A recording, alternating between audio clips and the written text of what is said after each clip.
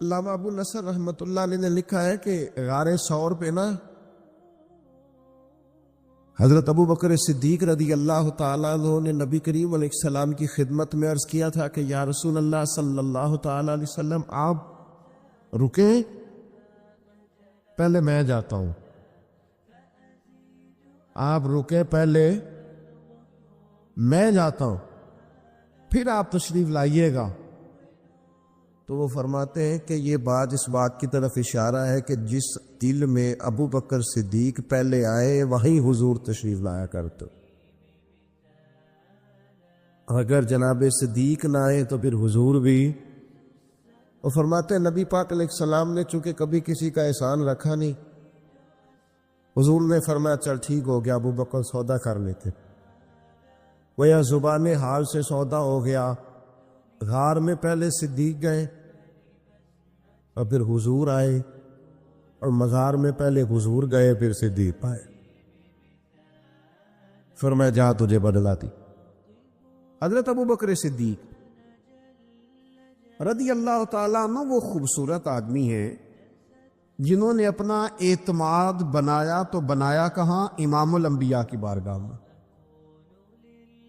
اور میں حیران ہوتا ہوں کہ یہ کس طرح کا سونا سا بندہ ہے جس پر نبی پاک نے اعتماد کیا اور سب سے زیادہ کیا، اور وہ چیزیں جو مطلب بندہ کہتا ہے نا کہ یار یہ مطلب یہ تو میری پراپرٹی ہے، یہ سارا کچھ، اس طرح کا حضور کا رویہ۔ حضرت صدیق اکبر بھی موجود نہیں، حضرت عمر بھی موجود نہیں۔ ایک بندے نے آ کے عرض کی یا رسول اللہ صلی اللہ علیہ وسلم ایک عجیب واقعہ ہوا، یہ بخاری میں ہے، حضور ایک عجیب واقعہ ہوا ہے، ایک بندہ بیل پہ سوار ہوا ہے، بیل بول پڑا ہے، بیل نے اس کو بول کے کہا ہے کہ بھئی میں نہ ہل چلانے کے لیے ہوں، کھیتی باڑی کے لیے ہوں، میں سواری کے لیے نہیں، سواری کے لیے دوسرے جانور ہوتے ہیں۔ آپ کو پتہ ہے سواری گھوڑے پہ ہوتی ہے، اونٹ پہ ہوتی ہے، تو میں کوئی سواری کے لیے نہیں، میں تو ہل کے لیے ہوں۔ وہ بول پڑا ہے، پوچھنا چاہتا تھا حضور یہ بات ماننے والی ہے، پوچھنا چاہتا تھا۔ وہاں نہ حضرت ابو بکر ہے نہ حضرت عمر ہے، حضور کیا فرماتے ہیں؟ فرمایا میں بھی مانتا ہوں، ابو بکر بھی مانتا ہے، عمر بھی مانتا ہے، اللہ چاہے تو بیل بول سکتا ہے، میں بھی مانتا ہوں، ابو بکر بھی مانتا ہے، عمر بھی مانتا ہے۔ اس کا کیا مطلب ہے؟ شارحین حدیث کہتے ہیں اس کا مطلب یہ ہے، حضور بتانا چاہ رہے ہیں جو میں کہہ دوں نا یہ دونوں فوراً ہی مان جاتے ہیں۔ یہ اعتبار ہے عزیز بھائی۔ حضرت صدیق اکبر کا جو انداز ہے نا، میں آپ کو عرض کروں، خانقاہوں پہ غریب لوگ، آستانوں پہ غریب لوگ، مساجد میں غریب لوگ، میلاد کی محفل میں غریب لوگ۔ اقبال نے بہت پہلے کہا تھا کہ آ کے صف آرا جو ہوتے ہیں تو غریب، اور نام لیتا ہے گر کوئی ہمارا تو غریب۔ یہ غریب لوگ ہیں جو آ کے یہاں اللہ اللہ کرتے ہیں۔ عمرا تو اپنی دولتوں میں اور بڑی بڑی دعوتوں میں اور بڑے بڑے معاملات میں مصروف رہتے ہیں۔ حضرت صدیق اکبر امیر آدمی تھے اور ان کا بڑا نام تھا، جانے جاتے تھے۔ جب انہوں نے کلمہ پڑھا نا، ہلچل مچ گئی کہ ابو بکر کلمہ پڑھ گئے۔ یہ جو آیت میں نے تلاوت کی ہے نا وَاتَّبِعْ سَبِيلَ مَنْ أَنَابَ إِلَيَّ، اس آیت کی تفسیر میں علامہ سید محمود آلوسی اندلسی رحمۃ اللہ علیہ صاحب تفسیر روح المعانی نے لکھا ہے کہ یہ جو اللہ فرماتے ہیں نا اس کے پیچھے چل جو میری راہ لایا، یہ آیت کب نازل ہوئی؟ فرماتے ہیں حضرت صدیق اکبر نے کلمہ پڑھا تو جنگل کی آگ کی طرح خبر پھیل گئی، ہر کونے میں باتیں ہونے، ابو بکر بھی کلمہ پڑھ گئے۔ اتنا بڑا تاجر، سردار، اپنے قبیلے کا مالدار بندہ ابو بکر، حضرت ابو بکر صدیق رضی اللہ تعالیٰ عنہ اتنے بڑا نام رکھتے تھے۔ اب انہوں نے جب کلمہ پڑھا نا تو ان کے جو دوست تاجر تھے نا، بڑے بڑے لوگ جنہوں نے اونٹ رکھے ہوں، ان کے دروازے بھی اونچے ہی ہوتے ہیں، تو اونچے دروازوں سے اونچے لوگ ہی آتے ہیں، اونچے اونچے لوگ ان کے دوست تھے۔ کون؟ سب سے امیر آدمی حضرت عبد الرحمن ابن عوف، مکے کے بہترین تاجر حضرت عثمان غنی، حضرت زبیر بن عوام، حضرت سعید بن زید، حضرت طلحہ بن عبید اللہ، یہ ان کے دوستوں کی جماعت تھی۔ یہ سارے اکٹھے ہو کے نا تو تصدیق کرنے گئے، جا کے کہنے لگے ابو بکر آپ نے کلمہ پڑھ لیا، سنا ہے؟ آپ فرمانے لگے سادہ تو نہیں نا اس سوال کا جواب، یہ کوئی عام کسی کا ذکر تو نہیں نا کہ میں فٹافٹ کر دوں ذرا بیٹھ جاؤ،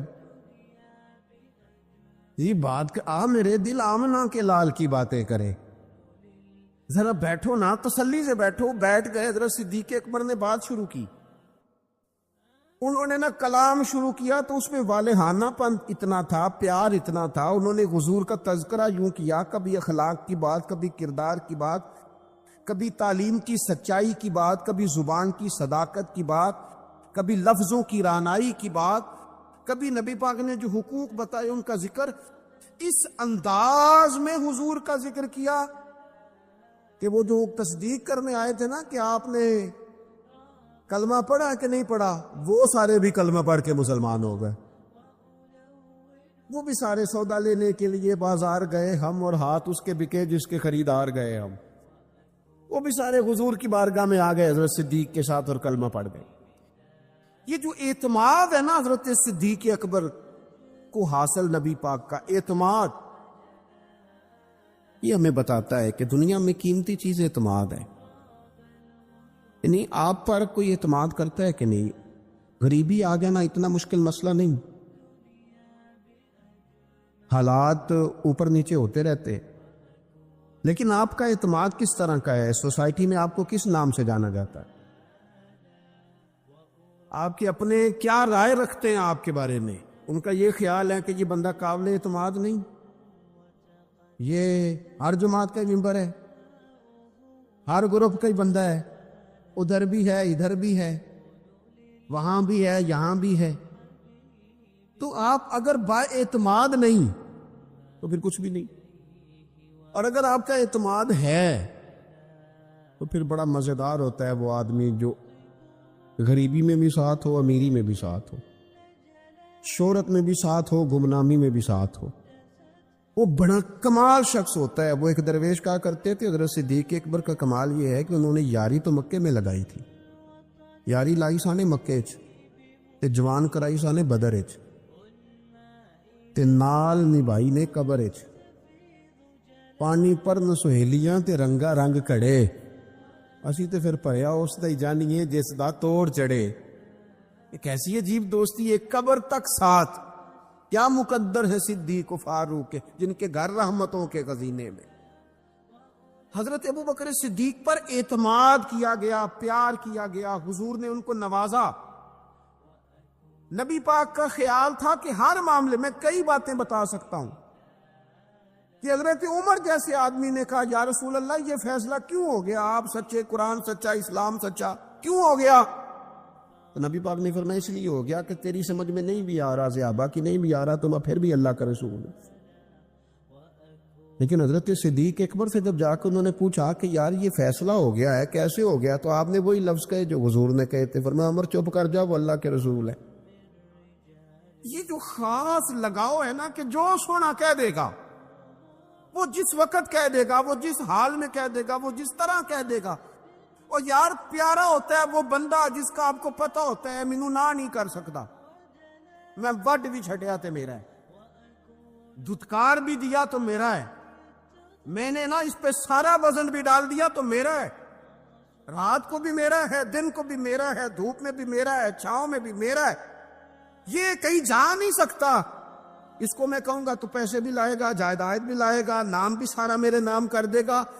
وہ اگر یہ ساری صلاحیتیں کسی نے دیکھنی ہو تو حضرت صدیق اکبر میں ملے گی، ہر شے اپنا بچائے۔ ایک دن حضور نے فرمایا ابو بکر تیرے مال نے بڑا نفع دیا، تو رو پڑے، کہنے لگے سونیا میرا کدو تے تہاڈا ہے۔ نہیں سمجھے آپ بات؟ انہیں ہم نے لفظوں میں بات کی ہے، حدیث سیاستہ میں موجود ہے۔ ابو بکر کے مال نے بڑا نفع دیا تو حضور نے میرا مال کہا تھا، کہنے لگے سونیا مال بھی تہاڈا ہے، جان بھی تہاڈی، کیا پیش کروں آقا، کیا چیز ہماری ہے، یہ دل بھی تمہارا ہے، یہ جان بھی تمہاری ہے۔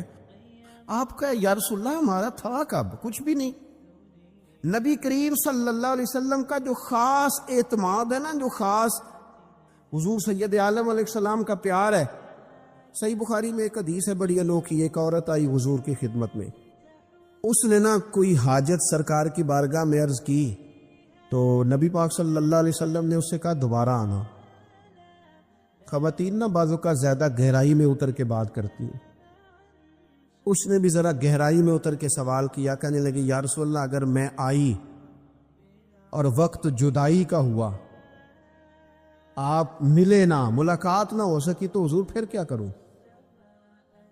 نبی کریم علیہ السلام نے فوراً فرمایا میں نہ تجھ سے ملا نا، اگر تو ابو بکر صدیق تو ملے گا نا، آپ کو ابو بکر صدیق تو ملیں گے نا، ان سے ملاقات کر لینا۔ خاص نبی پاک صلی اللہ تعالی علیہ وسلم نے نا اعتماد کیا حضرت صدیق اکبر پر، اور گہرا، اور حضور کی نا یہ خواہش تھی کہ ابو بکر صدیق سے ساری امت پیار کرے۔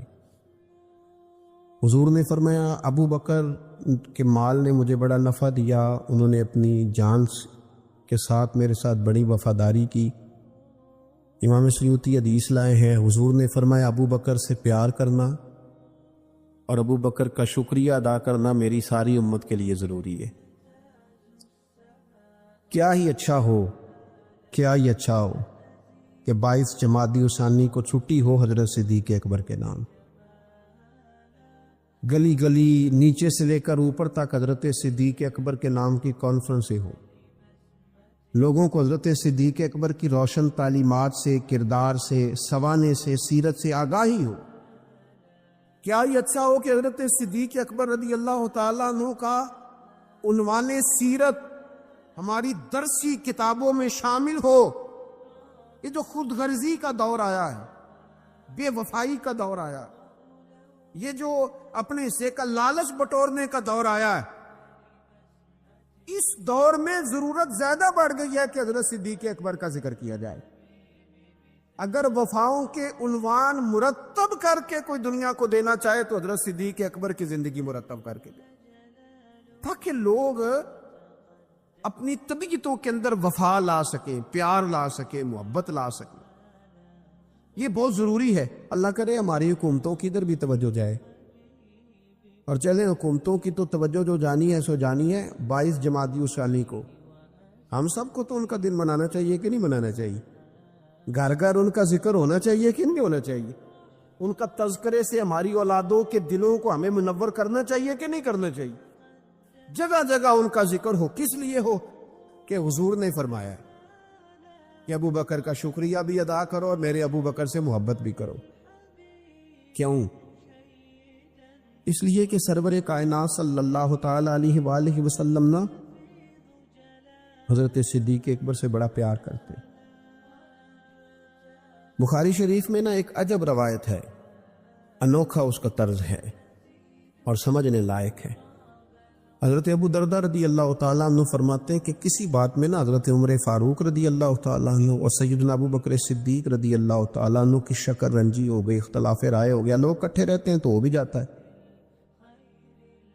آپ فرماتے اختلاف رائے ہو گیا تو حضرت ابو بکر صدیق فرماتے ہیں کہ میں نے پہلے سخت بات کی تھی، پھر مجھے احساس ہوا تو میں نے عمر سے معافی مانگی، لیکن سیدنا عمر کے مزاج میں جلال تھا، طبیعت میں، انہوں نے معاف کرنے سے انکار کر دیا۔ حضرت صدیق اکبر وہاں سے نکلے اور سیدھے نبی کریم کی بارگاہ میں حاضر ہوئے۔ تھوڑی دیر گزری تو حضرت عمر کہتے ہیں مجھے بھی احساس ہوا کہ ارے یار جب حضرت ابو بکر نے درگزر کا کہا تھا تو مجھے کہہ دینا چاہیے تھا، میں نے بات کو طول دیا۔ فرماتے ہیں میں ان کے گھر گیا تو پتہ چلا وہ تو حضور کی بارگاہ میں گئے ہوئے۔ فرماتے ہیں میں وہاں سے نکلا، نبی کریم کی بارگاہ میں حاضر ہوا۔ حضرت صدیق اکبر نے بات سنا دی تھی، یا رسول اللہ صلی اللہ علیہ وسلم مجھ سے ایک سخت بات ہو گئی، عمر ناراض ہو گئے، پھر میں نے معافی چاہی لیکن عمر نے معاف نہیں کیا۔ حضرت ابو دردہ فرماتے ہیں جناب عمر جب حضور کی بارگاہ میں آئے تو میں نے نبی پاک کے چہرے پہ جلال دیکھا، حضرت صدیق اکبر نے بھی دیکھا، حضرت عمر نے بھی دیکھا، غضب سے ان کے خدا بچائے جلال نظر آ رہا تھا کہ حضور شدید جلال میں ناراض ہے۔ کہتے ہیں حضرت صدیق اکبر اٹھے، حضور کے قریب جا کے تو گھٹنوں پہ ہاتھ رکھ دی، عرض کی یا رسول اللہ غلطی میری تھی، عمر سے میں نے معافی چاہی لیکن ان کی مرضی تھی، انہوں نے معاف نہیں کیا۔ حضور وہ میں بھول گیا تھا، میری غلطی تھی۔ تو نبی کریم نے کس طرح کلام فرمایا؟ فرمایا عمر تمہاری قوم نے نا مجھے جھٹلایا تھا، ابو بکر نے میری تصدیق کی تھی۔ فرمایا لوگ تلواریں لے کے مجھے شہید کرنے نکلے تھے، ابو بکر نے سینہ کھول کے میرا دفاع کیا تھا۔ حضرت ابو بکر صدیق نے گھٹنے پکڑے، یا رسول اللہ میری غلطی ہے، حضور مہربانی فرمائے، میں کون ہوں مال خرچ کر سکوں، میری کیا حیثیت ہے؟ یا رسول اللہ صلی اللہ علیہ وسلم نہیں، وہ ایسی بات کوئی نہیں۔ تو محبوب فرمانے لگے کیا جملے ہیں، کیا درد ہے۔ حضور نے فرمایا عمر کیا تم میری وجہ سے ابو بکر کو چھوڑ نہیں سکتے تھے؟ مانا کیا ہے کہ اگر بات ہو بھی گئی تھی تو تم میرا جان کے، میرا محبوب جان کے، پیارا جان کے چھوڑ نہیں سکتے تھے۔ حضرت ابو دردہ کہتے ہیں وہ دن اور تا دم وصال پھر کسی بندے نے حضرت صدیق اکبر کو تکلیف نہیں دی۔ حضرت ابو بکر صدیق رضی اللہ تعالیٰ عنہ کی قیادت کا عجیب رنگ ہے کہ اگر ملی، قومی، عالمی قیادت والے ان کے پیچھے چلیں گے تو انہیں بھی بڑی خیرات ملے گی۔ وہ دلیر لیڈر، وہ دلیر رہنما کہ جنہوں نے منکرین زکوٰۃ کے معاملے میں اور عقیدہ ختم نبوت کے تحفظ کے لیے یہاں تک اعلان کر دیا کہ بھئی یہ کام میں ضرور کروں گا، چاہے میں مدینہ شریف میں اکیلا رہ جاؤں مدینہ منورہ میں، اور جنگل کے درندے آ کے میری بوٹیاں نوچ کے لے جائے، تو پھر بھی قیادت چونکہ میرے ذمے ہے تو میں سب کچھ قربان کر کے بھی دین متین کا تحفظ کروں گا۔ یہ ہے ان کی وہ قیادت جس کے پیچھے پھر لوگ چلے۔ لیکن ایک تو یہ تاریخ ہے کہ ایک مضبوط اعصاب والے قائد، اور ایک تاریخ یہ ہے بڑے بڑے لوگوں کو دنیا میں وفادار کہا گیا، بڑے بڑے لوگوں کو عاشق کہا گیا، بڑے بڑے لوگوں کو کہا گیا کہ یہ فنا ہے اپنے محبوب کی محبت میں، بڑے بڑے لوگوں کو کہا گیا کہ ان سے بڑھ کے ادب والا کوئی نہیں۔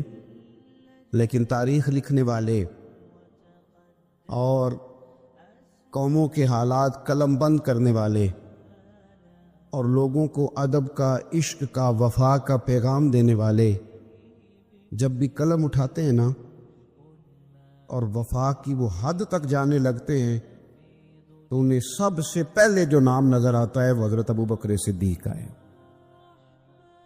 وفا بھی ختم ہے، ادب بھی ختم ہے، عشق بھی ختم ہے۔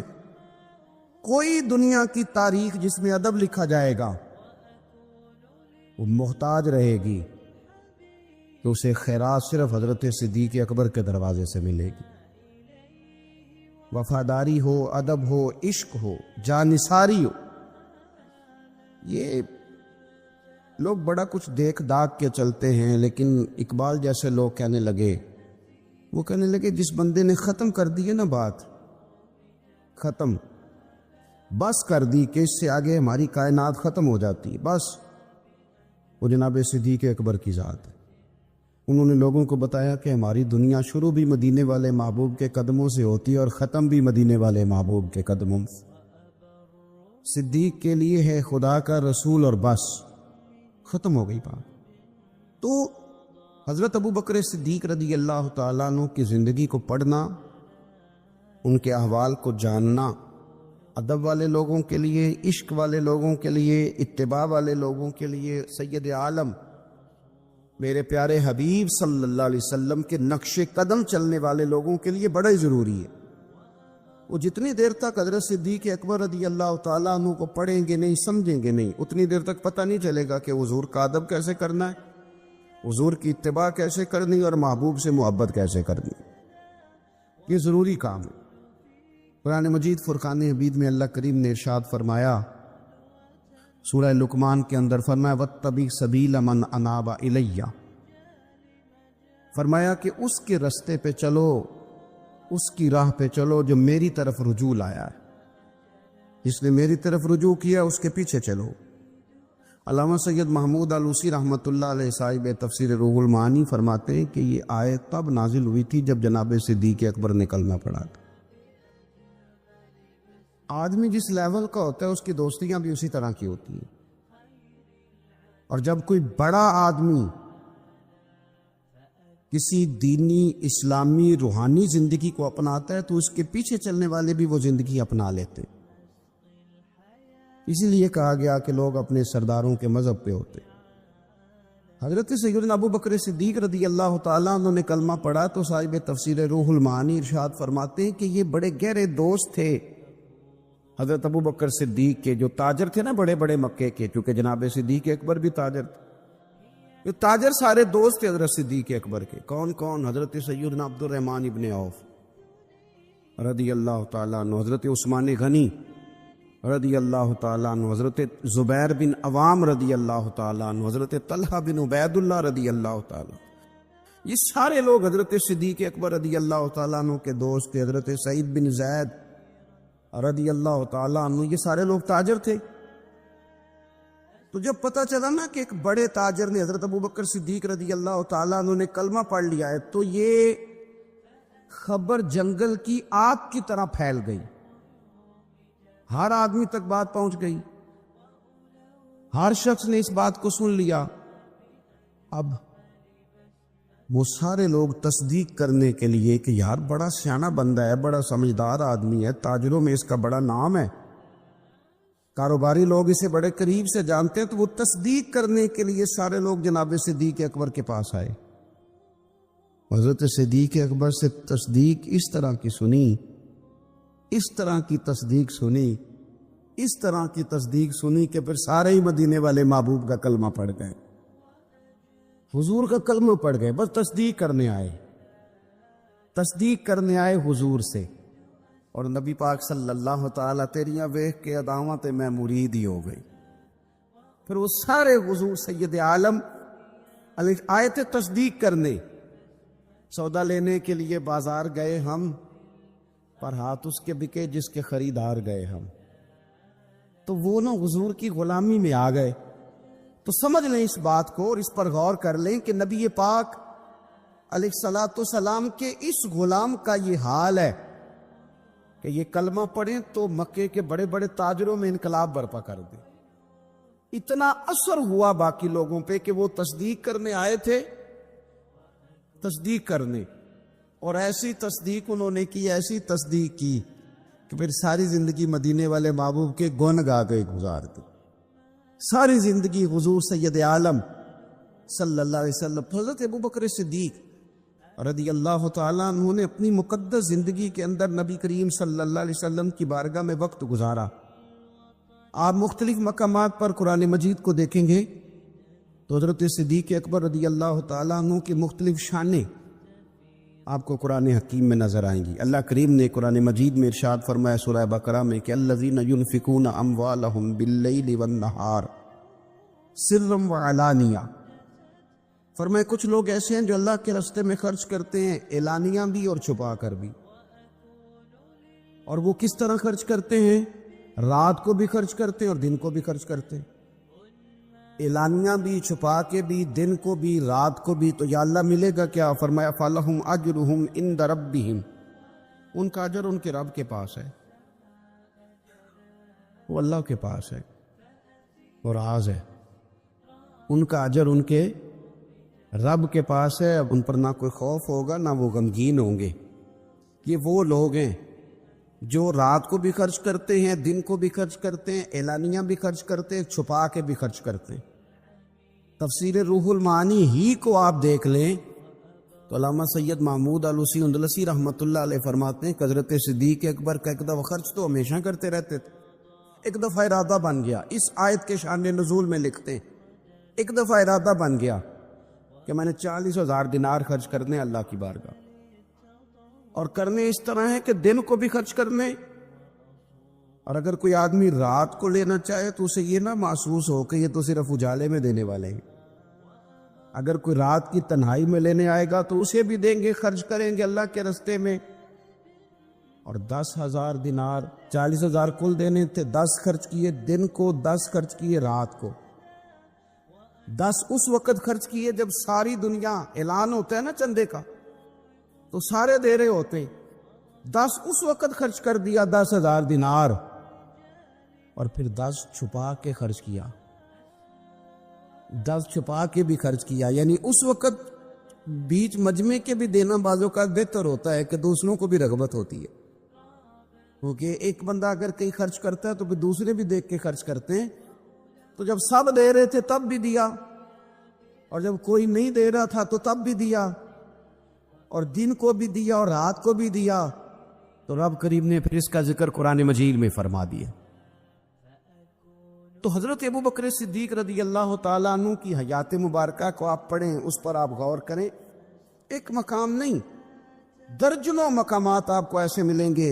اسی طرح امام فخر الدین رازی رحمۃ اللہ علیہ تفسیر کبیر میں فرماتے ہیں کہ یہ جو آیت ہے نا, ان الذین قالوا ربنا اللہ ثم استقاموا تتنزل علیہم الملائکہ, بے شک وہ لوگ جنہوں نے کہا کہ ہمارا رب اللہ ہے, پھر وہ اس پر قائم ہو گئے تو ان پر فرشتے اترتے.